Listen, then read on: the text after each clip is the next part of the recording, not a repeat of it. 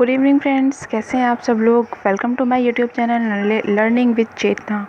Friends, आज polity के revision test में मैं आप लोगों के लिए एक ऐसा टॉपिक लेके आई हूँ जो कि एग्ज़ाम के पॉइंट ऑफ व्यू से बहुत बहुत बहुत इम्पॉर्टेंट है। और आप लोगों ने भी देखा होगा कि हर एग्ज़ाम में इस टॉपिक से 6 से 7 क्वेश्चन ज़रूर से ज़रूर आते हैं। जिसमें पॉलिटी का रेशियो ज़्यादा होता है उसमें तो 6-7 से आते हैं, जिसमें कम होता है जो जीएस के भी क्वेश्चन, सिर्फ जीएस वाले पेपर में भी 1 से 2 क्वेश्चन तो इस टॉपिक से ज़रूर बनते हैं।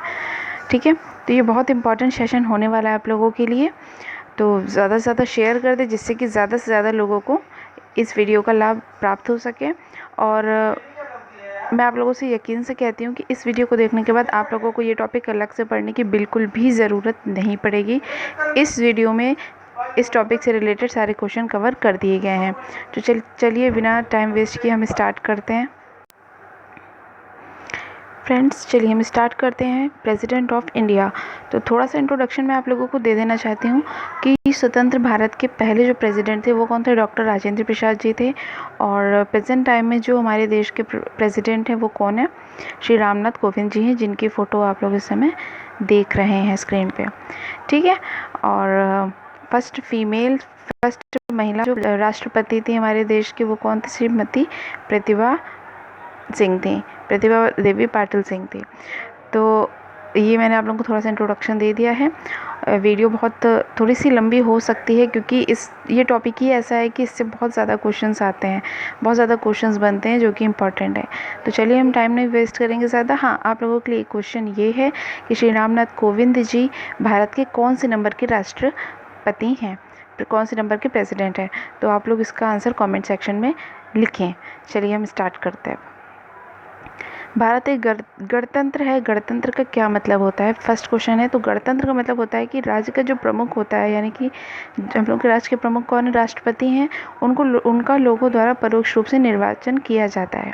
ठीक है, मतलब कि जैसे बहुत से देशों में होता है, सिस्टम होता है कि वंश परंपरा चली आती है या शासक राजा रानी होते हैं, ठीक है, या तो वो अपने आप को नियुक्त कर लेते हैं। तो ऐसा नहीं है, गणतंत्र का मतलब यही है कि वहाँ पर लोगों द्वारा परोक्ष रूप से राज्य का जो प्रमुख होता है उसे चुना जाता है। ठीक है, आई थिंक आप लोगों को क्लियर हो गया होगा।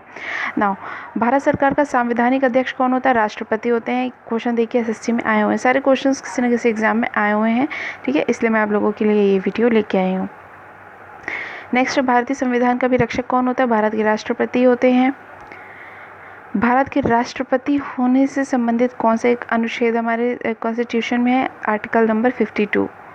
नेक्स्ट, राष्ट्रपति मंत्रिपरिषद की सलाह मानने के लिए बाध्य है, ये किस आर्टिकल में कहा गया, आर्टिकल नंबर 74 में।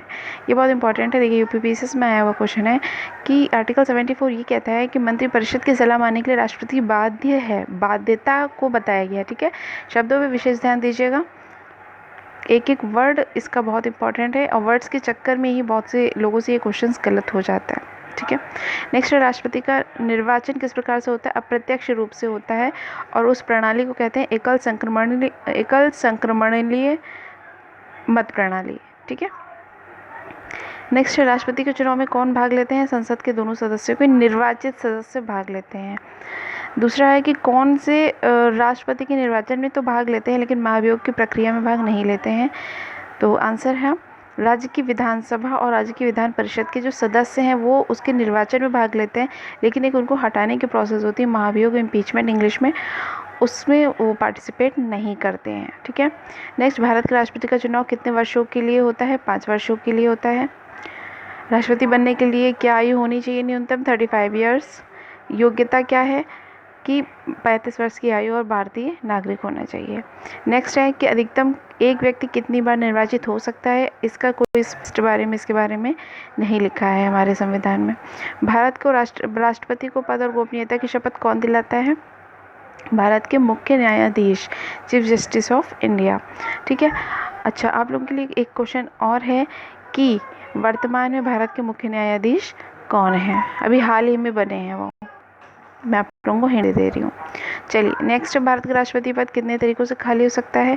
पहला, या तो उनका कार्यकाल समाप्त हो गया, या दूसरा, त्यागपत्र दे देने में। महाभियोग से भी हो सकता है लेकिन सिर्फ महाभियोग से नहीं हो सकता है। ठीक है, इसलिए बोला ना, एक एक शब्द पे ध्यान दीजिएगा, बहुत इंपॉर्टेंट है। एक शब्द का प्रयोग और एक शब्द की अनुपस्थिति शब्द पूरे क्वेश्चन के आंसर को चेंज कर देती है। चलिए नेक्स्ट क्वेश्चन है, भारत के राष्ट्रपति को पद द्वारा हटाया जा सकता है संसद द्वारा महाभियोग का प्रस्ताव लाकर। राष्ट्रपति अपना त्यागपत्र किसे देते हैं? भारत के उपराष्ट्रपति को। One more question for you कि भारत के प्रेजेंट उपराष्ट्रपति कौन है? राष्ट्रपति पर महाभियोग की प्रक्रिया किस देश से संविधान से ली गई है? अमेरिका से ली गई है। साथ ही साथ मैं ये भी आप लोगों को बता दूं कि अमेरिका से एक और लिया गया है, क्या? मूल अधिकार लिए गए हैं।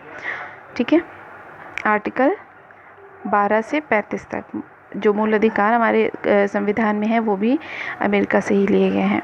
नेक्स्ट, किस अनुच्छेद में राष्ट्रपति पर महाभियोग की प्रक्रिया है? जो भी मैंने जिसके ऊपर बताया था कि महाभियोग की प्रक्रिया के तहत उनको पद से हटाया जा सकता है, उसके बारे में आर्टिकल नंबर 61 में लिखा हुआ है। ठीक है, ये बहुत इंपॉर्टेंट है। ये बहुत से एग्जाम्स में पूछा गया है कि महाभियोग की प्रक्रिया कौन से आर्टिकल से संबंधित है? आर्टिकल 61। ठीक है, नेक्स्ट इज कि किस आर्टिकल के तहत राष्ट्रपति को अध्यादेश जारी करने का अधिकार है? Article number 123। ये भी इंपॉर्टेंट है, ये भी क्वेश्चन पूछे गए हैं। देखिए यूपीएससी का क्वेश्चन है ये। नेक्स्ट, राष्ट्रपति किस सूची के विषय पर अध्यादेश जारी कर सकता है? संघ और संवर्ती सूची, राज्य सूची के विषय पर नहीं कर सकता। राष्ट्रपति द्वारा एक अध्यादेश संसद के सत्र प्रारंभ होने के कितने समय तक रखा जाना आवश्यक है? 6 सप्ताह तक। ठीक, नाउ राष्ट्रपति पद के उम्मीदवार को जमानत के तौर पर कितना रुपया जमा करना पड़ता है? 15,000 रुपये। ठीक, नेक्स्ट, राष्ट्रपति को कौन सहायक मंत्रणा देता है? संघीय मंत्रिपरिषद। अभी हम लोगों ने पढ़ा था आर्टिकल 74 इससे रिलेटेड। नेक्स्ट है, भारत के राष्ट्रपति और उपराष्ट्रपति की अनुपस्थिति में कार्यभार कौन ग्रहण करता है? सर्वोच्च न्यायालय के न्यायाधीश। राष्ट्रपति लोकसभा को भंग कर सकता है किसकी सलाह पर? प्रधानमंत्री की सलाह पर, क्योंकि बाध्यता होती है मंत्रिपरिषद की सलाह मानने के लिए। नेक्स्ट है, भारतीय उपराष्ट्रपति अपना त्यागपत्र किसे देते हैं? अभी क्वेश्चन पड़ा था कि जो राष्ट्रपति हैं वो तो उपराष्ट्रपति को देते हैं त्यागपत्र, लेकिन जो उपराष्ट्रपति हैं वो भी राष्ट्रपति को ही अपना त्यागपत्र दे सकते हैं। राष्ट्रपति राज्यपाल की नियुक्ति में किसकी सलाह देते हैं? प्रधानमंत्री की। मंत्रिपरिषद की सलाह पर नियुक्ति करते हैं। मंत्रिपरिषद के हेड कौन होते हैं? प्रधानमंत्री होते हैं। नेक्स्ट है, भारत के राष्ट्रपति की मर्जी तक कौन अपने पद पर रह सकता है? राज्यपाल रह सकते हैं। माफ कीजिएगा,